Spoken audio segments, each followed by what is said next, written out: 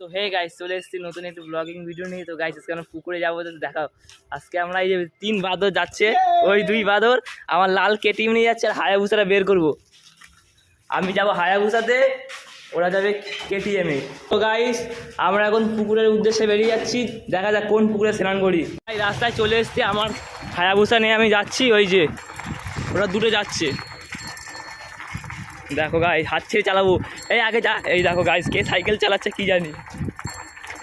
এই 2 বাদর মিলে যাচ্ছে, আমি একা একা যাচ্ছি।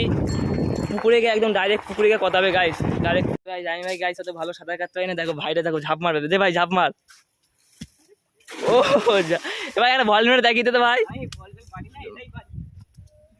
ওই দেখো গাইস, তো গাই এবার আমি যাব, চলো এবার আমি যাই, গামছাটা খুলি। এই ঝাপাসটা নামবো, দাঁড়া।